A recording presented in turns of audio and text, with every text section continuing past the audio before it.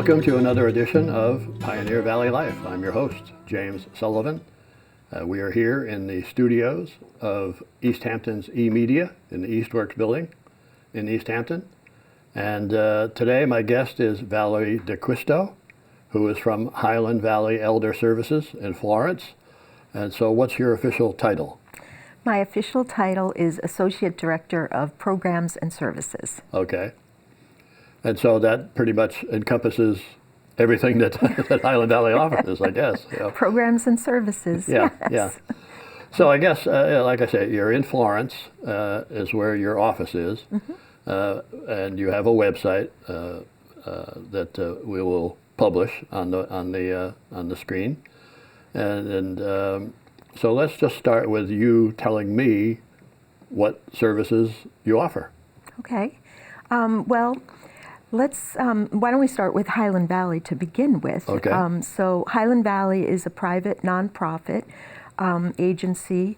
We are state funded, mostly state funded, through our state designation as what we call an ASAP, ASAP, Aging Service Access Point. So we contract with the state to provide the services to older adults in the communities that we serve. We serve 24 different cities and towns across Hampshire and some of Hampden County. And basically what we do is we provide in-home care to older adults so that they can remain safely in their homes. And that's the basics. Mm-hmm. Well, that's really important. I think a lot of senior citizens, like myself, would prefer to live in an environment that we're familiar with, that we're our own homes or whatever. It could be a house, an apartment, whatever. But I think that's very important to senior citizens. Absolutely. Our main goal, our mission is to keep people living in the community and out of institutional settings. And the services and programs that we provide help to do that. And we have a very varied bunch of services and programs. So I can talk about them for a long time. Yeah, well, we'll try and go through a few of them. So that if somebody were to contact the agency and say, I need such and such, well, then you would suggest, well, we have this, this, this, and this. And, there are any number of services, like I guess you do some Meals on Wheels type thing. You have caregivers that come to people's homes, all sorts of things. So why don't you describe some of those services? Sure. So it all starts in our Information and Referral Department, or INR for short. This is the department that is sort of the face of the agency. When you first call for programs or services, you will speak with a home care resource specialist who can talk to you about all of the different options that we have. If somebody is not quite sure and they would like to meet with somebody to talk about what the options are, whether it be our services or whether it be other resources in the community that they might be able to access, we have what we call options counselors. They can come out. It's a free visit. It can be a series of sort of consultation visits where they can talk to you about your options, whether you're looking to either remain in your home, whether you might be looking to move to an assisted living, a rest home, a nursing facility. We can discuss all of the different options. If somebody is interested in our services, then the INR department would take that referral and would funnel it to the appropriate service or program. So our basic program is called our home care program. This is the program where we provide the in-home services. And what happens is the intake happens, and we take all of your information and we send out a care advisor who will sit with somebody and do an assessment, basically to determine what their eligibility is, what programs may be appropriate for them, what services they may need. That involves some assessing of their eligibility in terms of functioning. So we look at things that people do every day, bathing, dressing, housework, meal preparation, things like that, shopping.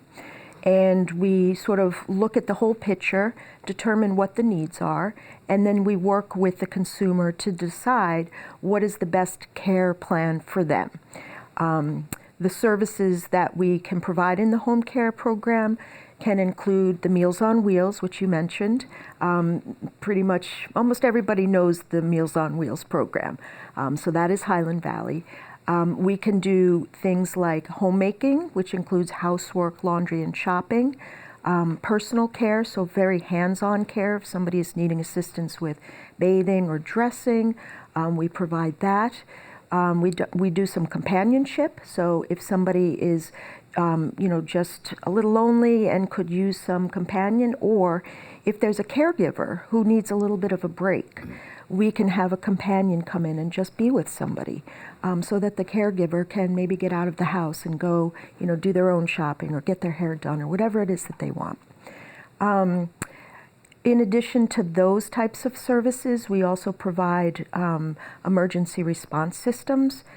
So that's the pendant that you wear around your neck, or we have bracelets where you can push the button and the signal goes right to the office of the provider, who can then send out the appropriate person or agency, if it be the fire department or the police department, if that's what's needed, if somebody is needing help. Let's see, we also do adult day health. This is sort of a daycare program for older adults, so people with memory impairments or people who are just looking for some socialization can go to this program. There are other older adults who have maybe are in similar situations, and they can be there all day and socialize, and they have activities that they can do. They provide a meal. So that's a great way of sometimes getting somebody out of the house, getting some socialization. And also, again, if there's a caregiver in the home, that can give the caregiver a little bit of a break and know that the person is somewhere safe for the day. So is transportation involved in that as well? Transportation is generally included in that, and it depending on where we are, where somebody lives, but generally transportation is included in that, so to and from. Mm-hmm. We also offer a bunch of other different types of services. So we can do things like environmental accessibility adaptations. If somebody is needing grab bars or a stair lift or a ramp or modifications to their home that will help them stay safely, that's something that we can offer as well. Durable medical equipment, so those are things like if they're needing a bath bench or a transfer bench or something like that, we can offer that. There's a real variety of things that can be offered under the durable medical equipment and the environmental accessibility adaptations. So that, let's see, we also do some transportation. So people who may need transportation to medical appointments, or if they're just needing transportation to go, if they want to do their own shopping, but they're just not able to get there, that's something that we can provide. So I will say that about our services, Highland Valley doesn't provide these services directly. The only service that we actually provide directly is the Meals on Wheels. Our nutrition program produces its own meals. We have our own kitchen, so the meals are produced hot daily and distributed to the consumers that live in their homes. But we also have congregate or community dining sites throughout our service areas so that people can actually go to a site and sit with somebody and eat the meal. Or we also do grab and go meals so that they can just come pick up the meal and take it and go home with it. Mm-hmm. So that's the service that we provide directly. But all the other services, we have contracts with different providers who provide those services, and the workers who are all employed by those providers. They're all vetted and hired and trained and supervised by the providers. So we contract with those providers to send the workers into the homes. Yeah, that was going to be one of my questions, is that, because I have some people that I know who utilize Highland Valley, mm-hmm. But the people that actually come to their home are not necessarily an employee of Highland Valley. It's Correct. you have a contract with such and such an agency that provides those people Yes. and supervises those people as well. Mm-hmm. And I guess that it comes to having that conversation between as you say, the consumer and whoever the provider is, to try and find the right person. Mm-hmm. But sometimes it can change. Sometimes there's just not that perfect fit. Absolutely. So the consumer has the ability to say, gee, I'd prefer maybe somebody who could do this rather than that, or even the provider could say, well, no, I just don't get along with that person. I can't work with that person, whatever. So it's good that there's that flexibility, because that can happen, especially with elderly people. That's right. They change day to day sometimes. We all do. So yeah, we really strive to make a good match. And as I mentioned earlier, the care advisor, who is the person who goes out to do that initial assessment, actually follows the consumer throughout their time with Highland Valley. So that case becomes theirs. So if there are any problems or issues with the services, the care advisor is always there. The care advisor is the one who sets up and coordinates all the services. If there are any issues, as I said, the person can call their care advisor and say, I'm just not happy with this worker. We just don't get along, or they're not really doing things the way that I like them. And the care advisor can work with the provider to try to find somebody who might be a better match. Yeah. No, that's good. It's not a bad thing that things come up that way. It's actually good. You want to adjust. You want to have a perfect match. Maybe not perfect, but a good match. Yes. Because these are people who are going to interact on a regular basis. Yeah, they're people that are coming into your home, and you want to feel comfortable with them. You want to feel that you can have some kind of rapport with them. So it is very important. Yeah. So in your role, you oversee all of these programs. I do. Yeah. So I oversee the home care program. I oversee the protective services department, the nursing department, and also the information and referral department. Right. And they're all interconnected.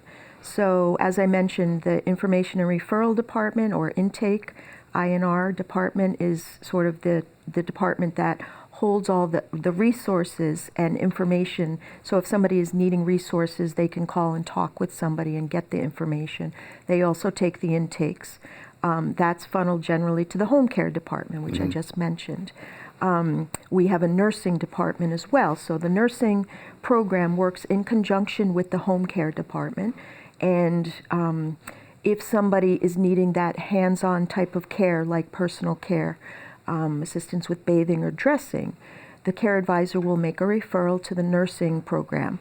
A nurse will go out and work with the consumer to develop a care plan, which basically says, I need some help with bathing, I'd like some assistance with foot care, and basically the nurse draws up a care plan so that we send it to the provider, and the provider then trains their worker and says, this is the blueprint for what you're going to be doing in the home with that consumer.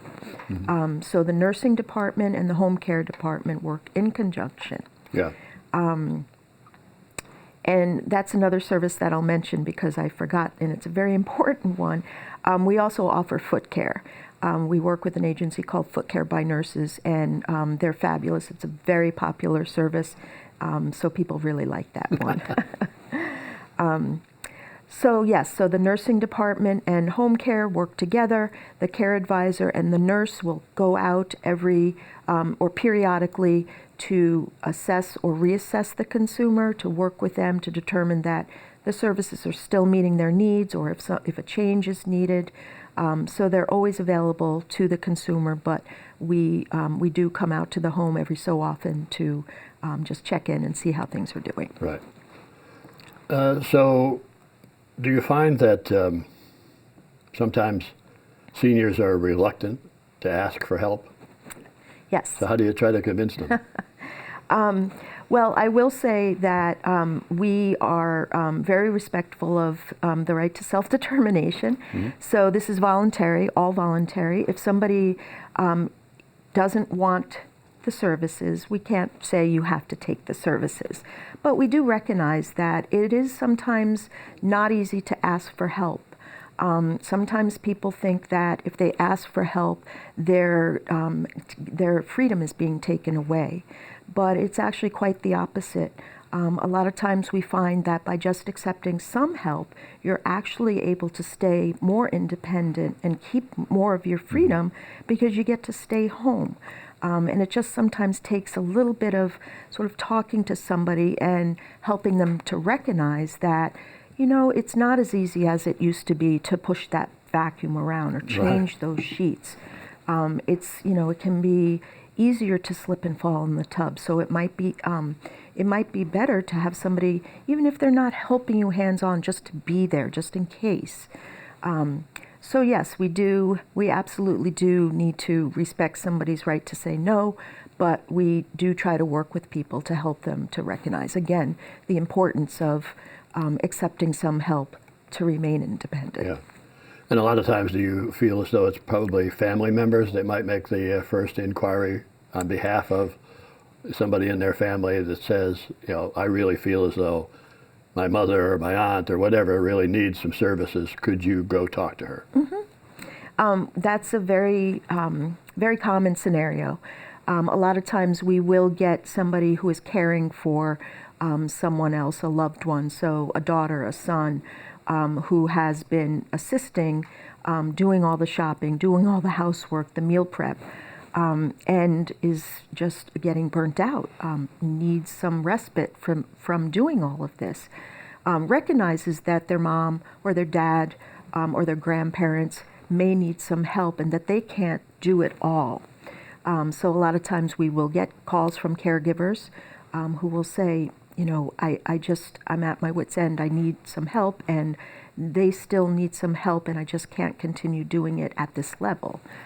So we do see that very often. I will mention, as we're talking about that, we do have a family caregiver program that is geared specifically towards caregivers. So we have a caregiver specialist who can come out and meet with the caregivers, talk to them about their options, resources for them, whether it be a support group, whether it be some in-home services that would provide them with some respite. Along with that is also a one-time stipend, which can be up to $500 for those who qualify for the caregivers, so that they can sort of get a little relief. They can use the $500 in any way that they want, whether it be, you know, just go for a weekend and, you know, get away for a little bit, or they can use it for services to help give them a little bit of a break. So it's really very, very easy to do, and not a lot of sort of red tape to go through. Really, the money can be used to help the caregiver. So. Right. So an important aspect out of all of this is funding. Yes. You said you get a lot of funding from the state of Massachusetts. Yes. Do you get federal funding as well, or does the federal funding go through the state and then to you? Yes, absolutely. So we are about 80% state funded, and the federal funding that we receive does get funneled through our governing agency, which is the Executive Office of Aging and Independence, and the acronym is AGE for short. So we have the contract with AGE, and they are our funding source, and the funds come from them. So yes, mostly state funded. Right. So that funding is how you can then negotiate a contract with a provider that says, you know, this is what you supply, this is what we can give you. And so is it a competitive thing, whereas certain agencies, providers may come to you and say, we'd like to provide these services. When does your next contract period come up? Yes, that's exactly how it works. We do have contracting periods, generally 3 years, and we try to bring on contractors or providers during that cycle. Sometimes we'll bring on providers during mid-cycle if we're looking for a service and another provider isn't able to do it. But mostly we adhere to the contract cycle. And during that time, we accept bids from agencies or providers that would like to contract with us. The providers have to be approved by the state or age to begin with before they can contract with us as an ASAP. There are 23 different ASAPs across Massachusetts.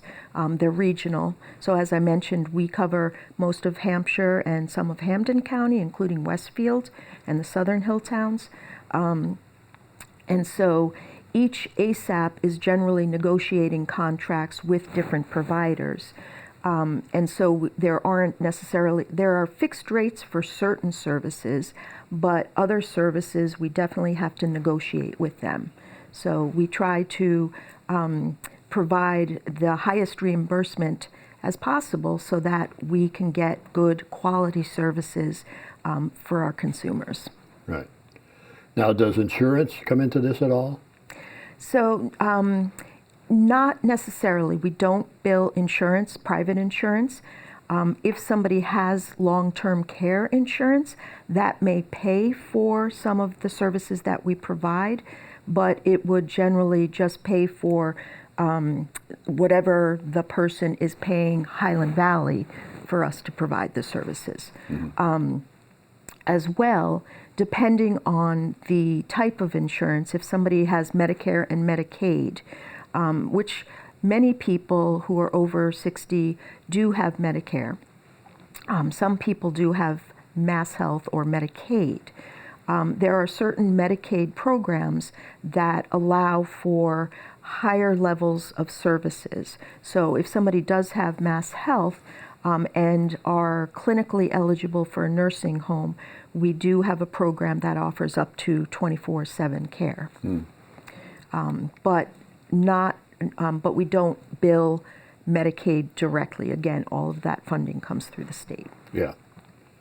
And what about eligibility? How does that determine? So we look at a few things. Age, we serve people who are 60 and over.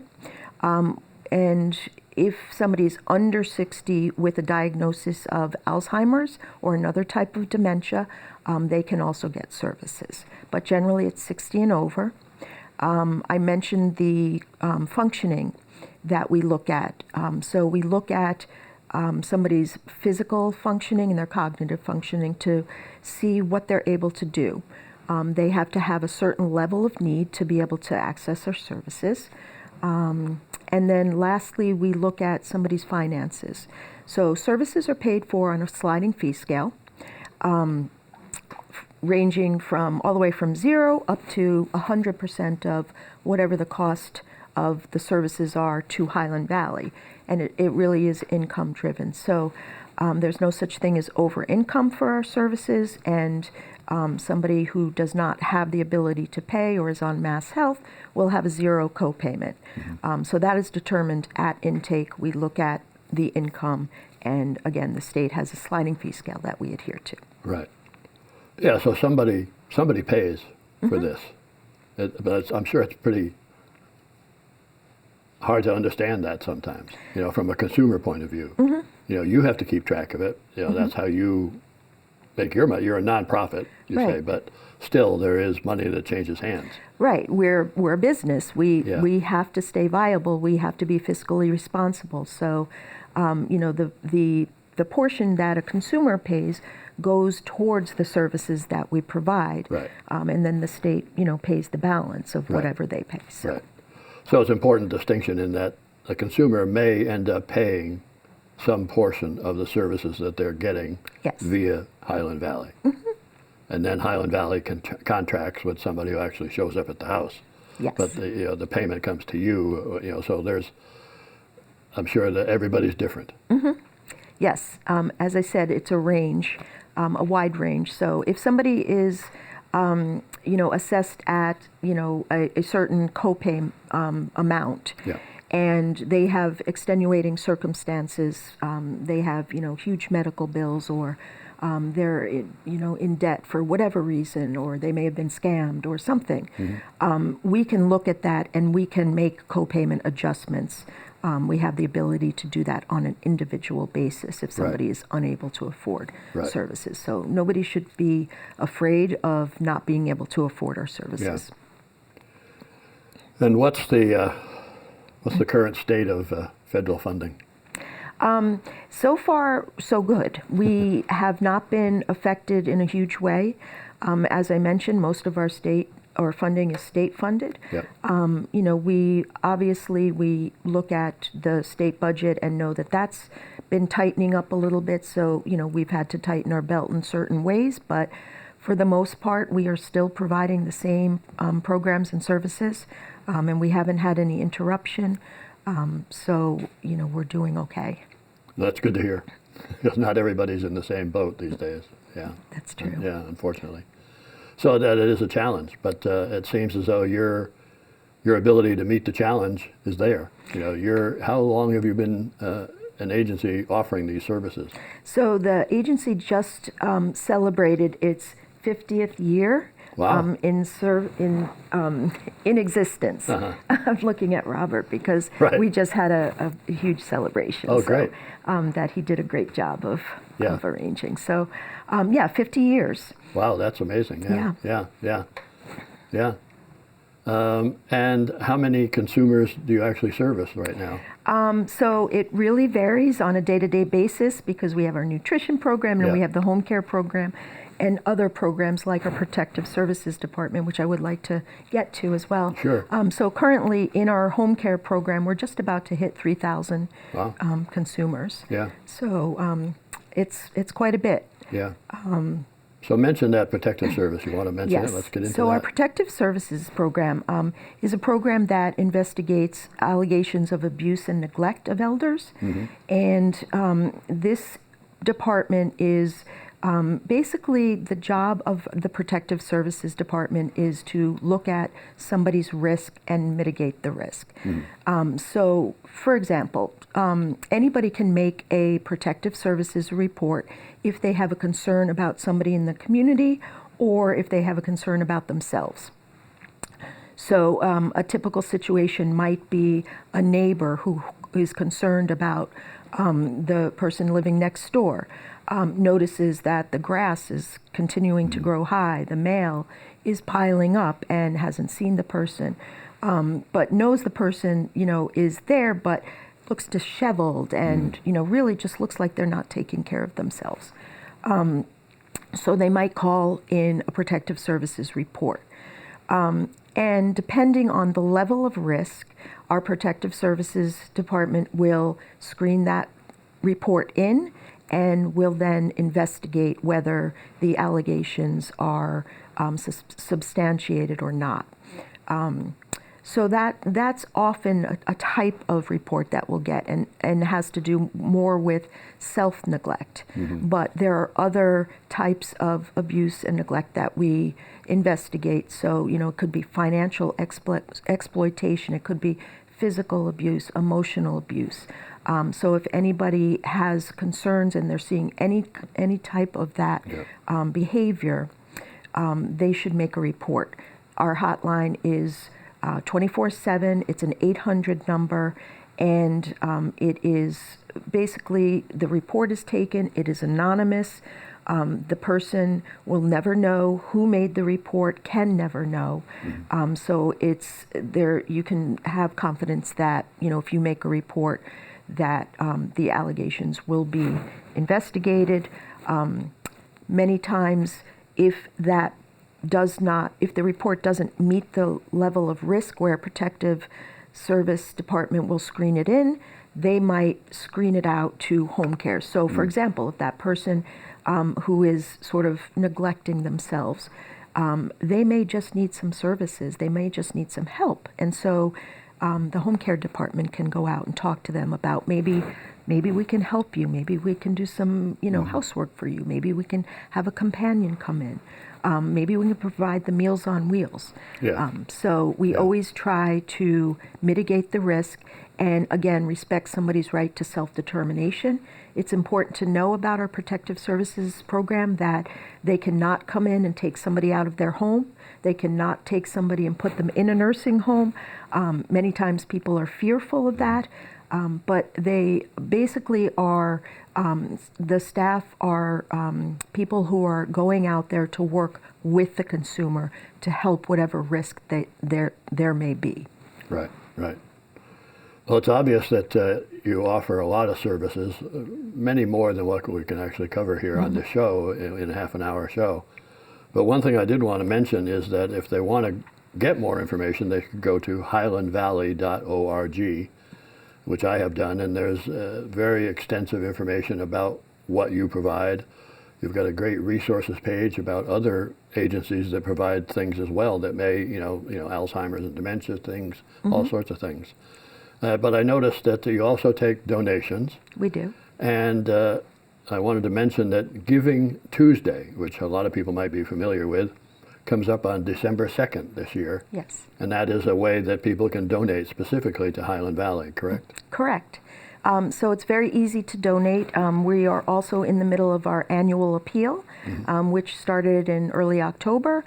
So all of the donations go towards providing the services to older adults in their communities. It's very easy to donate. As you mentioned, you can go on our website.